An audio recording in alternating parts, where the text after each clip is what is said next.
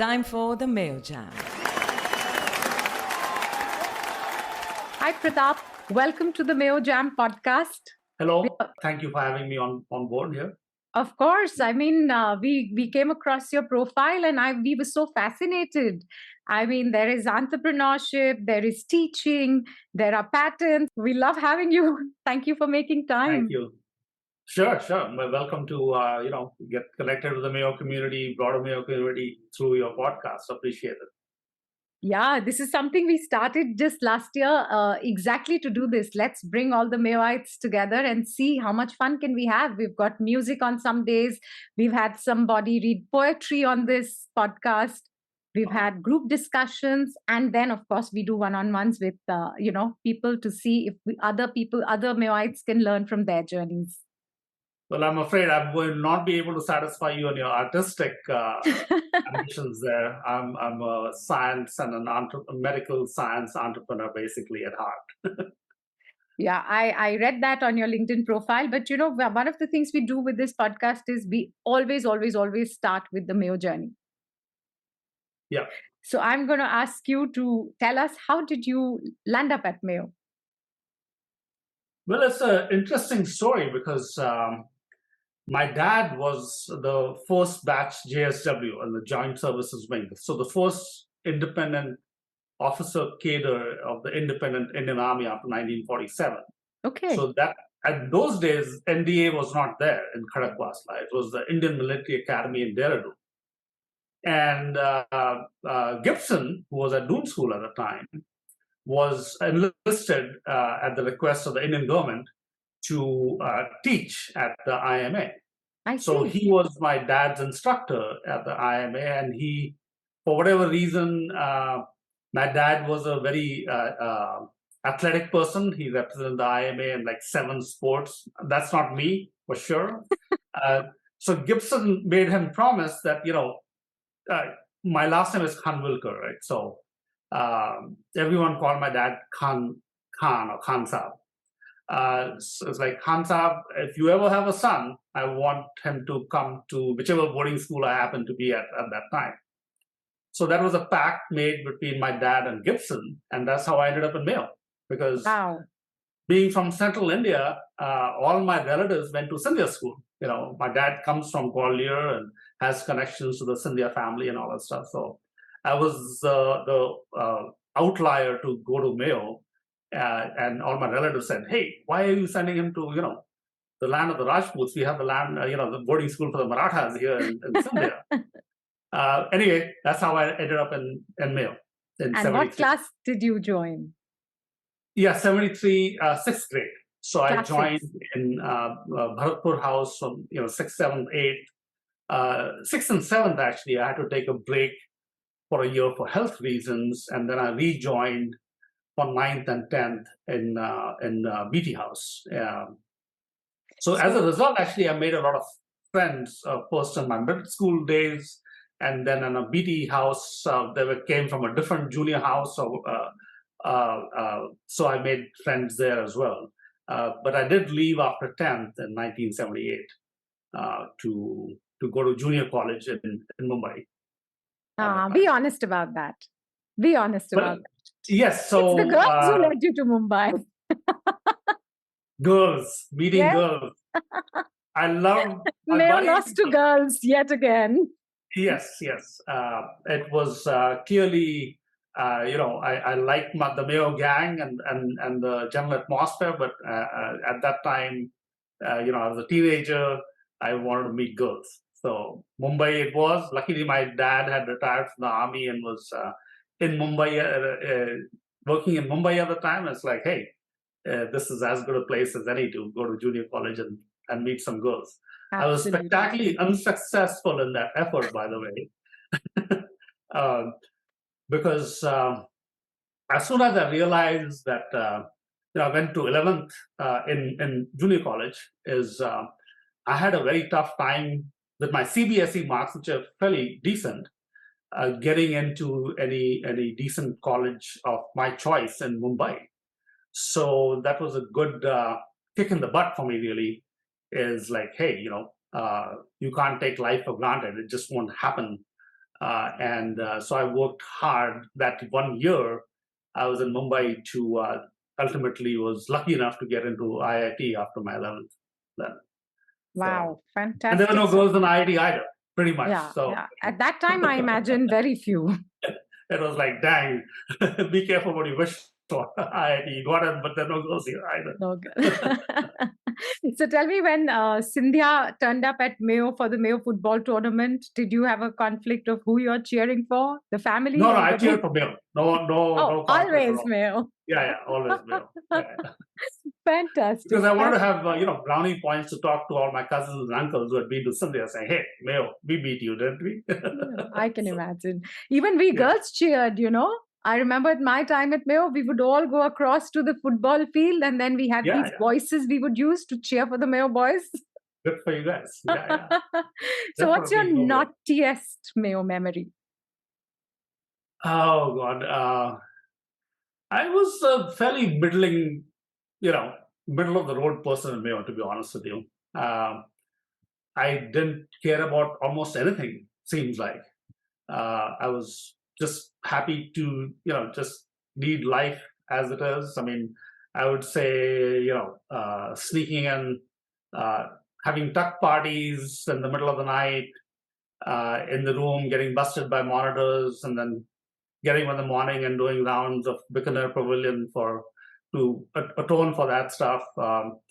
I would say sometimes breaking bounds. I think a couple of times to see movies and in outside theaters. Never got caught.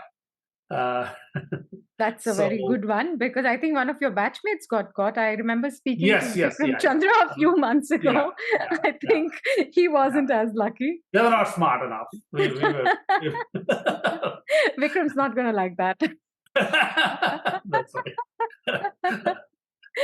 And just playing pranks as well. I mean, it was just Mayo was a great atmosphere. It was almost too comfortable for me to face the real world when I did, but I'm glad I faced it very quickly on the 11th, as I said. Life was good. The teachers were great. They were very encouraging. I do remember we had a math teacher, O.P. Aggarwal, and he was a slightly shorter guy, great math teacher. I have to say, I used to fail in math. I just didn't get it until after my 8th class, I think. But anyway, we kind of put glue on his chair, so when he came back from a bathroom break, sat on his chair, and the chair was really to his butt. Ouch. He got mad. He sent our whole class. I mean, we paid for our sin for a long time. I would imagine so. Poor guy. Yeah. How did he ever somebody would have had to help him become unstuck from that chair. Yeah, we put a lot of glue. We made sure that, it stuck. But, he got over it. We got over it. We survived. So I think boys tend to be naughtier because I can't recall. I think across the campus, or maybe that was just the time it was. I don't remember any such pranks that we played on the teachers or something. I'm trying to remember very hard, but nothing comes back to mind. I don't know if they still do it, but I remember when I was in middle school, Bharatpur. During Diwali time, you would have rocket fights with the other house, like Jaipur house. So we would actually build rocket launchers in our metalworking shop. Wow. To aim and fire rockets. And then we would even light them from a hand and chuck them onto the other side, bombs, rockets. It was war. It was, That's a fantastic memory. I had no idea. We did do things like those, no? Oh, yeah. That was like great fun. It was like every Diwali, man. I mean, it's time for war, but Jaipur, Bharatpur versus Jaipur. We all knew what the drill was. We'd get our weapons ready, our rockets and bombs and everything. And of course, some of them would burst in our hands and like, hopefully, luckily we escaped with no major casualties. Yeah, trips to the infirmary. Yeah, exactly. But yeah, it was all in fun. I also remember very fondly the full moon kind of games you would play. The school bus would truck us down to it's not Madar, but the other hill. Taragarh? Taragarh, yeah, around Yeah. Taragarh area, or just somewhere in the middle of nowhere, and then there would be like a hide and seek with there'd be certain teams. No one will ever do that in today's world because of safety reasons. Yeah. And so here we were left in the middle of nowhere, scouting around the bushes in the moonlight. And luckily, all of us, hopefully no one went missing. I would hope so too. I can't imagine. Of course, the world's changed a lot, but yeah, that's hard to sort of imagine. But I'm so glad. That sounds like very fun days at that was a lot of fun. Yeah, that was exciting, right? I mean, you were in moonlight. Luckily, we didn't encounter snakes or scorpions while we were, hiding or finding hiding. I mean, it's all in the bushes. It's on the open, right? For miles. So in terms of what was considered contraband, did you have any such memories? Well, it was really the whole thing was the whole tuck issue, right? Tuck issue. Food was the mess food. We all like the mess food. Maybe it's Then when I went to IIT, I realized how good the mess food and Mayo is.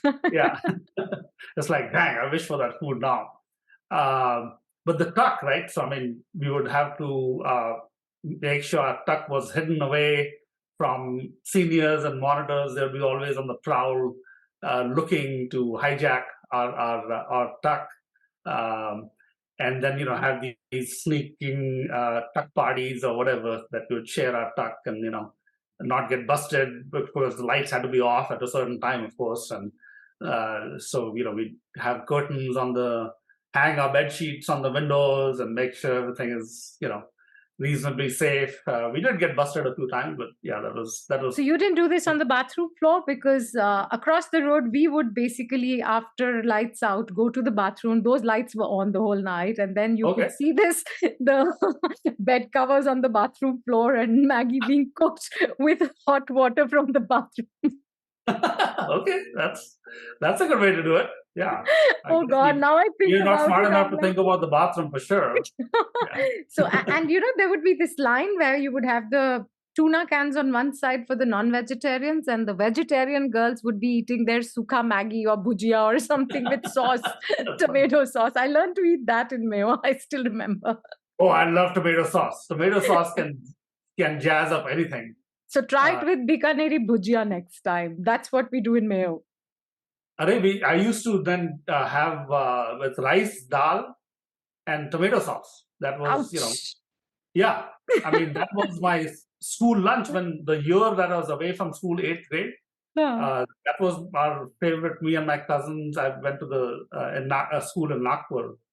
And that's what we would love for lunch, rice, half dal and half ketchup. And that was great. So it was funny when I went to Pittsburgh. I lived in Pittsburgh, Pennsylvania for a while. And that was the capital of ketchup, is the capital of Heinz, 57 varieties and all that stuff. So in fact, when my cousin came there, I took him to the Heinz factory, the Heinz museum. It's like, hey, and we were all reliving our old times of, surviving on ketchup. And I mean, not just surviving, liking ketchup. Liking ketchup. Wow. Imagine. So one of the questions I was going to, I thought I would ask you is, how did life in Mayo prepare you for your life in the US? Now imagine saying, oh, I learned to eat ketchup and then enjoyed 57 varieties of it in the US.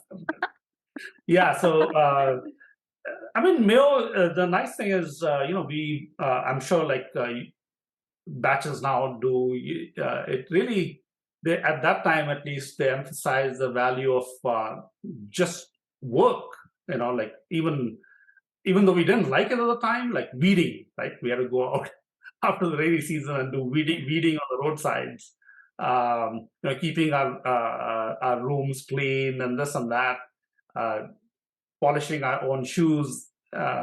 So I think that really helped me ground myself. It's like, nothing is beneath me, if you will, to do. And I learned that in my startups. I mean, I was a CEO, but I was also the garbage guy. I had to take out the garbage once in a while in the early days of my startup. Yeah, I can imagine. No big deal. It's what you have to do, to make things work. Yeah, so It is. I that believe set it of is the boys in the late 80s who actually used to weed the playground where the girls' school came up. Oh, okay. Yeah, we've heard those stories, so I can imagine, that you were made to do your own things and stuff like that. Right. But I'm assuming you guys also did your own thing, right? yeah, so Mayo for us was, I mean, I think first time that you come from homes with house help typically, so you don't do anything for yourself. And then suddenly you're like, okay, I'm making my own bed and I'm washing my own clothes, which is what you're doing for the first time. And it makes you self-sufficient. That's for sure. Yeah. And also, I think it makes one respect all the people who are like later on in life or in your home, your servants and what help. It does create a certain value for that human being that sometimes Indian society tends to downplay. I agree. I agree. Yeah, and people see that. People see that. The people you interact with, you treat them as human beings. They will. You have a different interaction with them after that time than just as people who work for you. Absolutely. I agree. And they make your life. I mean, the reason I can, let's say, do so much is because I know there's somebody out there at home looking after all the basics. Otherwise, you wouldn't have that quality of life. And you've got to respect the person for that. I agree. Yep. So I'm going to make this, quick because we've seemed to spend a lot of time just reminiscing about Mayo. But I wanted to ask you, your journey is so unusual. I typically talk to, I'm an entrepreneur, but to build, I think on LinkedIn or somewhere I was reading, you built some 11 companies all within the med tech sort of sector. 16 of them, I've done about 16 startups. So, I'm very, one of the things I guess Mayo inculcated me is curiosity, and not being afraid of boundaries. There are no boundaries really. So for whatever reason, I got interested after doing electrical engineering and IIT Kharagpur. I was the only one to go this way while the rest of my batchmates went that way. And when I say that way, the traditional way is, software, hardware, designing ASIC circuits. They ended up in Silicon Valley doing great. But for whatever reason, I didn't want to become a doctor, a medical doctor. But I got curious about, who produces these medical devices that we depend upon for care when we, at that time, admitted to a hospital or something of that sort. So for whatever reason, I wanted to follow that path. And even my professors at IIT had no clue what biomedical engineering was at the time. They said, that's what I was going to ask you. Sorry to interrupt you, but why medical devices? This interest in medicine, you imagine it's unusual, right? Somebody who's 18, 19 years old has gone into IIT and, the world seems to think hardware is the next big thing. Software is the next big thing, right? Exactly. Computers are what it is. And you are thinking, no, I have this interest in medical devices. So was there an inspiration for that? Somebody in the family, some incident that was related to health? Good point. No, I mean, the reason I alluded to this before is my 8th grade I had to spend in Nagpur at a local school because I got rheumatic fever. My dad was stationed in Sikkim, Gangtok at that time. We were there for holidays. I had already gotten this fever. It became worse and worse. So I spent about 6 months bedridden and until I could recover, just even walk. So that made me think quite a bit about, medical conditions. And looking back, it's that may have been one of the spurs to say, okay. And then, of course, the other spur was I didn't want to use my electrical engineering skills to build bombs, for example. I wanted to help people in a more direct way. And medical devices are much more tangible. It's like, hey, if I design something, I can see it directly help people instead of a very indirect way. I mean, I appreciate all this work that the IT people have done and software, hardware. But I wanted to see a much more direct result of my work in terms of helping people, if you will.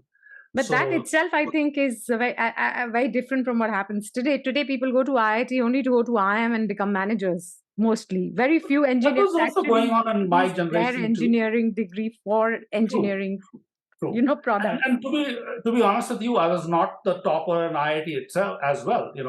I did not want to be because I did not want to spend my whole time buried in books and learning. I want to live life again, as Mayo had taught me as well. That there are many different dimensions of being in college, and I enjoyed them all. And but kept my always kept my curiosity. I always have been very curious about the world, how it works, how things work.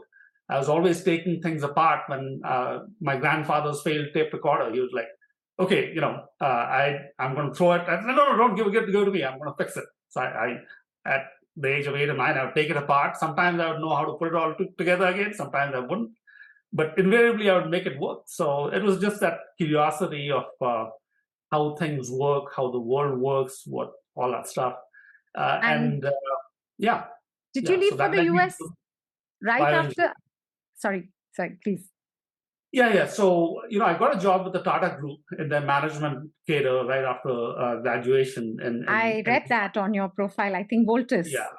And they were very, very supportive of my coming to the US. I told them, hey, if I get a scholarship to the US in bioengineering, I'm going. Sorry. That's what happened. I came here. And this is also a funny story of how small things make such a big impact on your lives, right? So my mother's best friend in Mumbai knew that I was applying, and I wanted to go for graduate studies in bioengineering. Even though my professors at IIT said, "Oh, that's all you're going to do is learn how to repair hospital equipment," I said, "No, that's not what I want to do." So she sent me. This was in the pre-internet days, pre-cell phone days, nothing, right? So he sent me this little blurb from the Times of India, Mumbai, this little paragraph saying, the University of Utah implants the world's first permanent artificial heart, the Javik 7, in a patient in Utah. I see.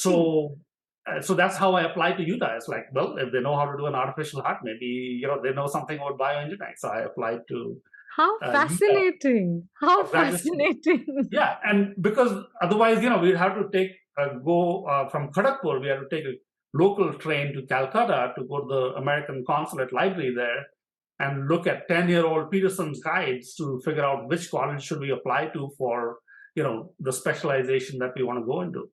So I did that too, but that's how I ended up in Utah, basically. Otherwise, I wouldn't have done it. Good for you. You got what you wanted. I think that's the best thing that can happen to a 22-year-old. Yeah, absolutely. Yeah. And then one thing leads to another. I had fantastic mentors. I worked for my master's. I worked with someone. Unfortunately, he died about a couple of years ago, but who was a professor of mechanical engineering at the university. But in the 3 years I was getting my master's, I saw 3 products become companies in front of my eyes. He started about 20 companies. So it's like, I want to do that. The business side of technology then started flaring up.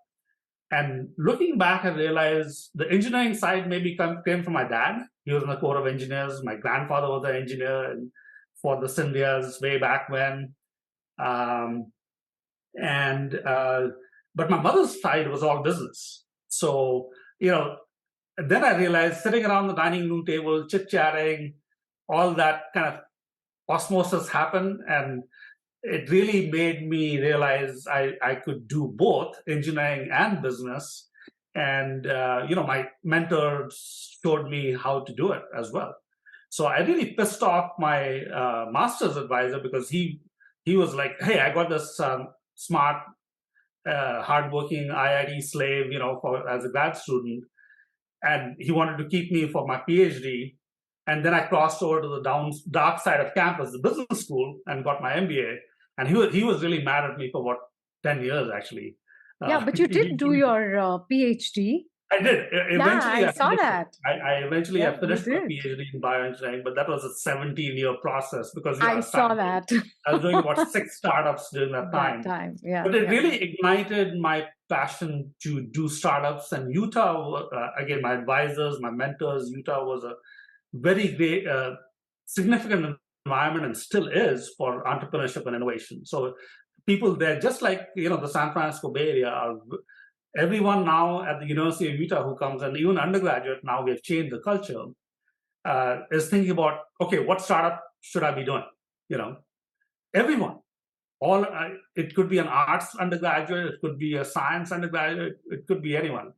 We've really changed the university to be an entrepreneurial innovation university, if you will. You're talking to somebody who loves startups herself. I love the chaos, the lack of structure, the fact that you can just build something out of nothing.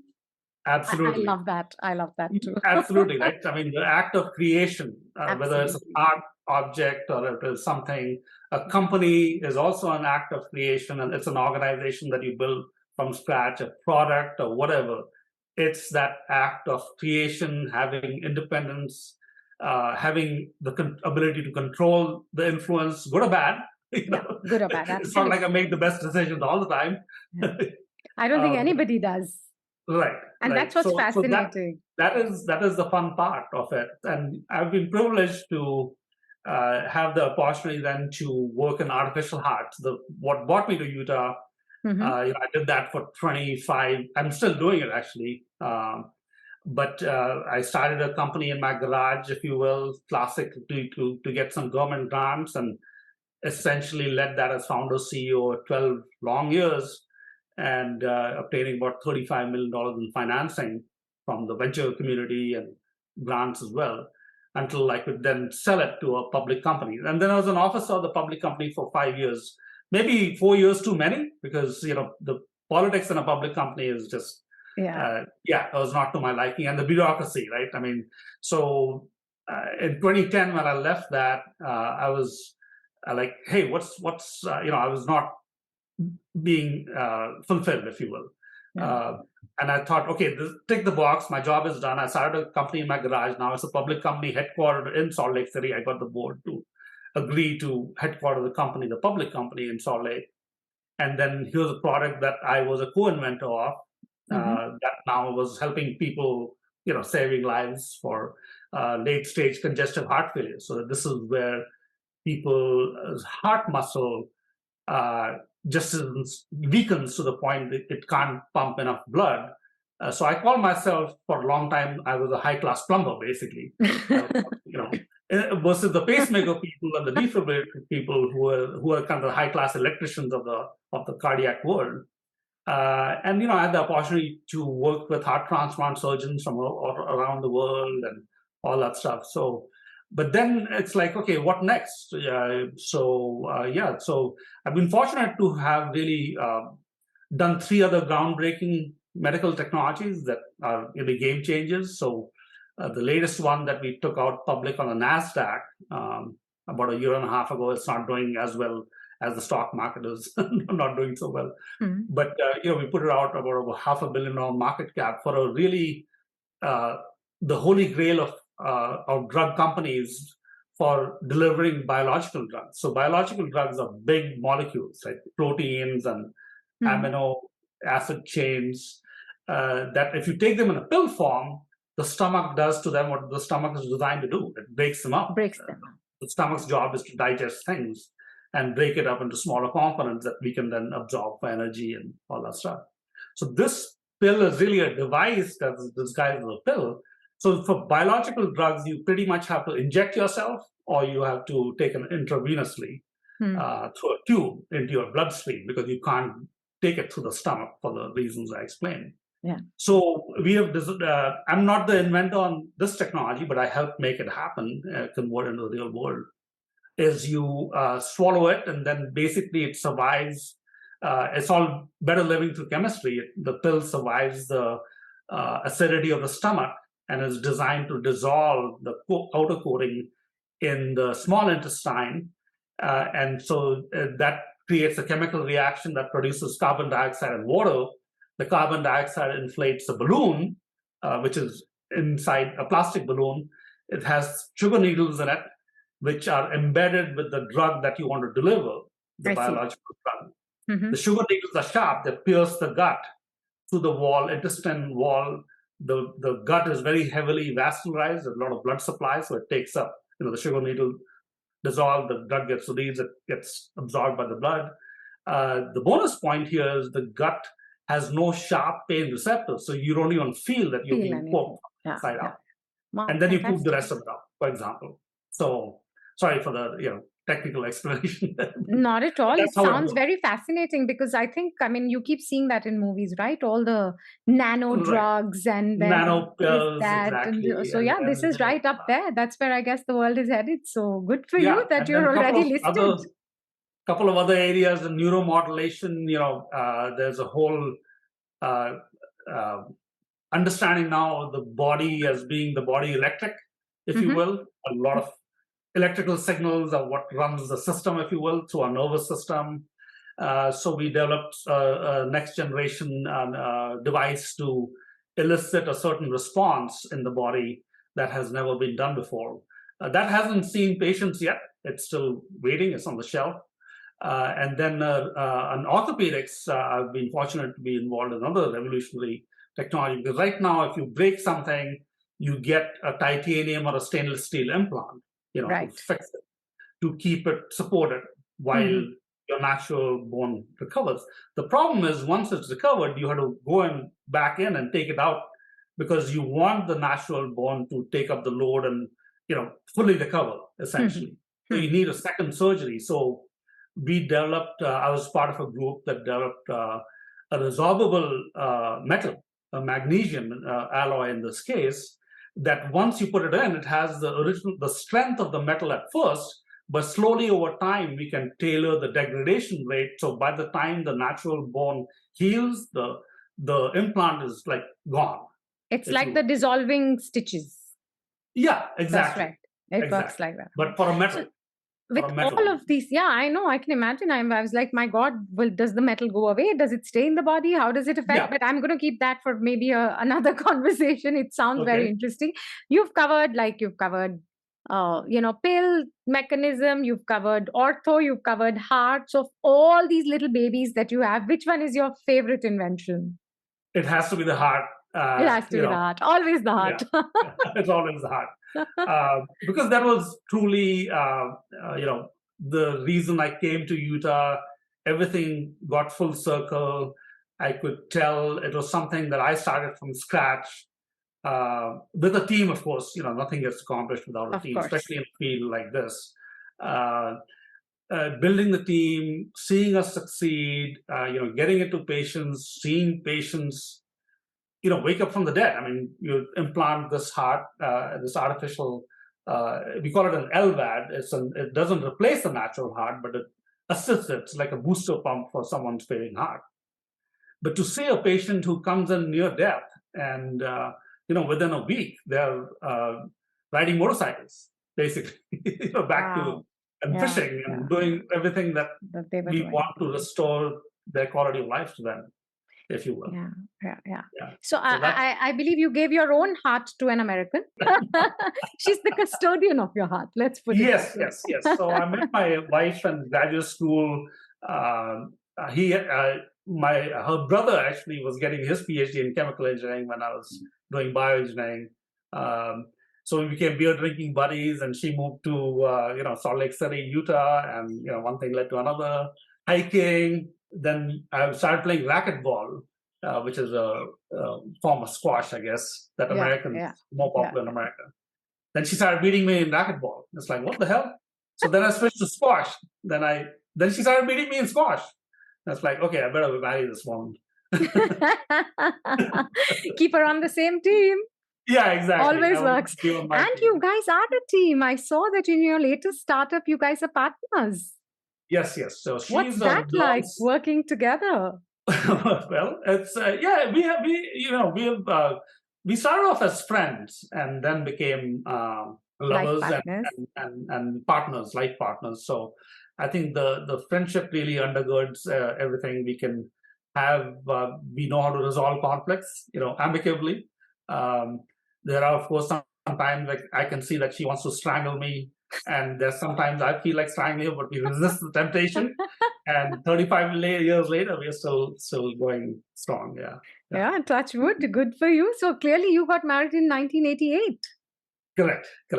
So that's what you share in common with MCGS. We started in 1988. So no wonder really? we are also celebrating our 35th year. nice. And at that time, of course, I had my wife is Catholic, and we had the Catholic ceremony in Salt Lake, and then 6 months later, we went and had a Indian Hindu ceremony in Pune and stuff. So she doesn't travel to India as often as I do, but we've been around the country. I've seen actually more of India living outside of India than I did. I think a lot of us do that, no? Because when you're here, you only want to be seeing the world outside. Yeah. Last 2 years kind of changed that. So we've also seen more of India in the last 2 years than previously have. India is a beautiful country. There's so many things to see. It's amazing. I think your daughter's making up for you going away from India by being here and spending her youth in India.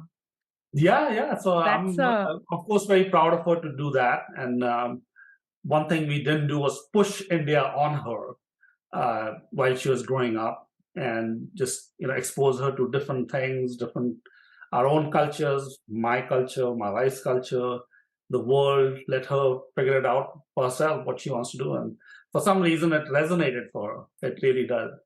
I'm very happy for you. I mean, that's the best thing, right? Your child does something that you wanted to do, but then you've had nothing to do with that.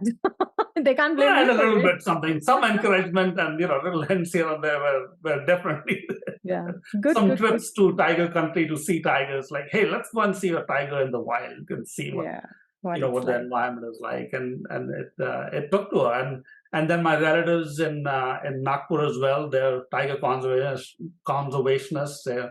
So they also mentored her, took her under her wing. So, she had some support and help and all that stuff. But she's really, same thing. She's taken to it. And I'm involved with those tiger conservation activities too. But we are very happy that she chose to be here, because that's what will bring you back here more often.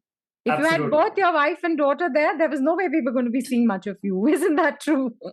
Absolutely. That's true. And of course, my mother being there in India as well.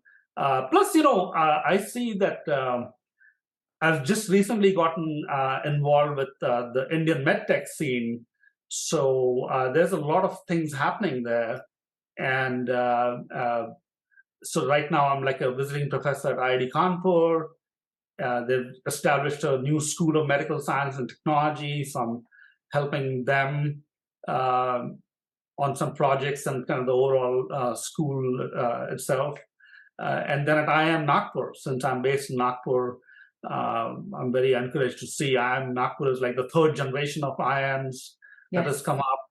Yes. The traditional ABCs, of course, Ahmedabad, Bombay, Bangalore, Calcutta, which were there in my day. Then there was second generation IIM, Lucknow. Yeah. And now, IIM Nagpur wants to focus on innovation and entrepreneurship, subjects dear to my heart. So it's like, okay, I can definitely, be involved and help move things along. So I'm looking forward to that. That's kind of my next phase is helping, as much as I can do, helping the Indian ecosystem, innovation, entrepreneurship, especially in medtech and biotech, what I know how to do for the last. No, I really hope so. I hope we can hold your attention, because that's what India needs now. We need that kind of innovation, because the healthcare costs, the population, the quality of healthcare, all of that needs to chronic go up. disease. And absolutely, So and I that's hope one thing India.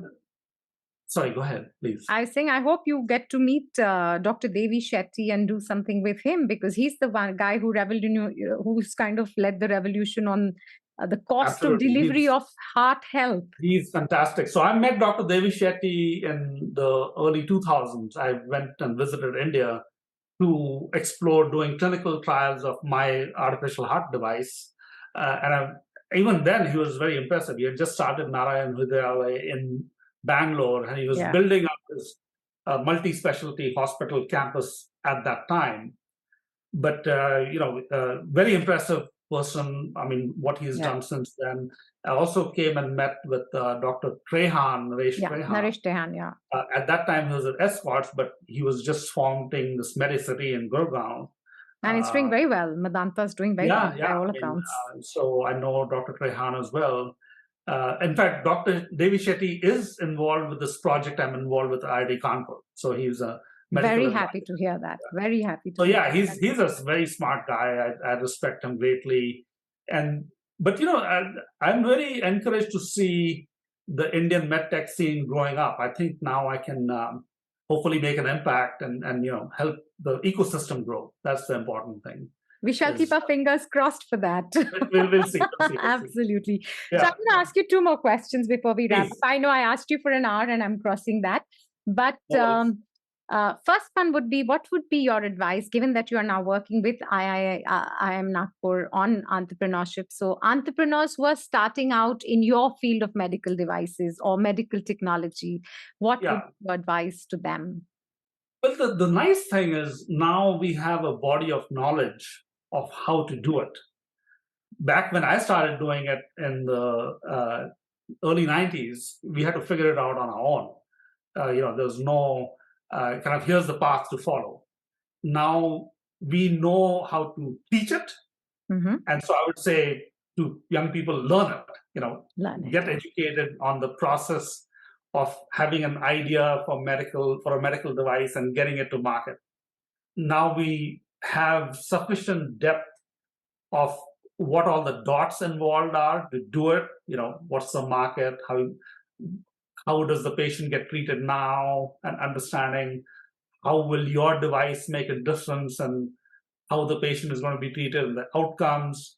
How do you get it to the patients? What clinical trials you have to run? What's the regulatory hurdles you have to pass? What's the testing, animal testing, cadaver testing, design? How do you think of intellectual patents and intellectual property? So we know all that stuff now. And people have, their books on it and stuff like that.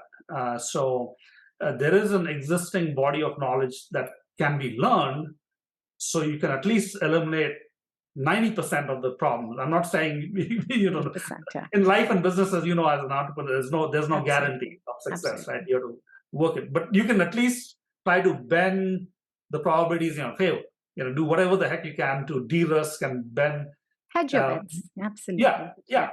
Make luck happen for you. So that's the one big thing I would say. And then get mentored, right? I mean, talk to people who have been there and done that. And I was just going to say that. So all you Mayoites, especially the young ones who are starting out, if you're looking to do something in the field of medical devices, I'm taking the liberty of saying on behalf of Pratap, please reach out to him. Absolutely. I'm on LinkedIn, reach out, of course. Absolutely. Now, last one to wrap this up. Take yourself back to the Mayo campus, to this young 13, 14-year-old that you were. And what would be this one advice that you would give to you then about life?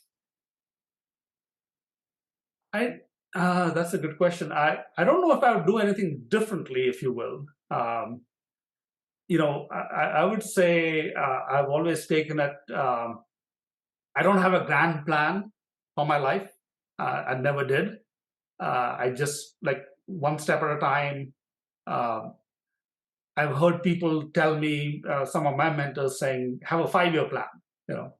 Have a multi-year plan, but don't overthink it, because who knows what the damn world is going to be like 5 years from now. I don't know. I don't have that crystal ball. And do something that is interesting to you. I mean, if you just pursue the external,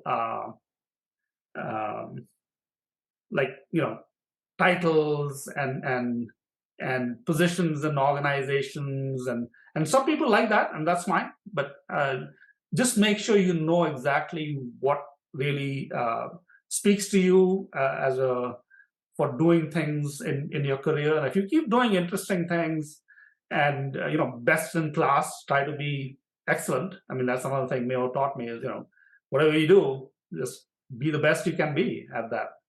I think success will come. I mean, no matter which path you choose. You can. My mother was luckily my parents were very encouraged. Like, hey, you want to be a classical sitar player? Go for it. But make sure that's what you want to be, or a Kathak dancer. She was totally encouraging for me to do. But she also, and Mayo did too, is be excellent at whatever you choose to do. Do it with passion. Do it with just try to be the best in the world. You may not get there, but you'll get pretty close, I think, if you really dive into it. So, yeah. So what I'm hearing is choose passion and choose to be excellent at what you do. Excellence, yeah, that is really important. And Absolutely. curiosity. Never let that childlike curiosity die in you, if you will. So that's good. I mean, that meets my rules of three then. So what we are taking away from Pratap is be curious for life, Yep. be passionate about what you're doing, and make sure you're bloody good at what you're doing. Absolutely. Yeah, go Mayo. Go Mayo. Thank you so Go much for Mayo. having me. Not at all. The pleasure is entirely mine. This has been so much fun, and I was so apprehensive. I said, I don't know anything about medical devices. What am I going to talk to him about? But thank you for making it so easy for me. No, we are just people, we're just individual human beings trying to figure our way out in the universe. And and that's something I said, just a few weeks ago, we had in the Mayo Business Summit in Delhi. Right. And that's what I said there to the audience. I said, you know what? I know it's not easy to network in any situation, but in this hall, it should be very easy because we're all connected by that one link, Mayo. That should make us much, easier to interact with each other. Absolutely. And, when I went to my reunion after I was so busy doing my thing, I think in 2004 or so, 25 years or something, I'm glad I went. It was an instant connection. People I had not seen since Mayo days. Yeah. We just started off with nothing had happened. Nothing had changed. There's no gaps in our communication. We just got along so well. And it was very gratifying to me to see that. So very happy this year. If you happen to be in India in December, then please come visit the Mayo campus. The prize giving happens then, and then you'd love it. So. Yeah. I'll stop at Delhi on the way for sure, because I was supposed to come for my reunion this year in December, deja vu, and then I got COVID in India. And I'm so sorry to hear that. I had to cancel my visit. So I was really looking forward to coming to Delhi and Ajmer. But I will try to make it this year, and hopefully we can at least grab a coffee and meet in person, Absolutely. All right. So I'm going to say a thank you at least for the podcast. Thank you so much, and for being here with us today. And I'm sure you will get a lot of, I hope a lot of your classmates listen to this podcast. Please do share the feedback with us. And thank you once again from all of the Mayo Jam team. Thank you so much for having me. It's been really an honor and a pleasure to talk to you.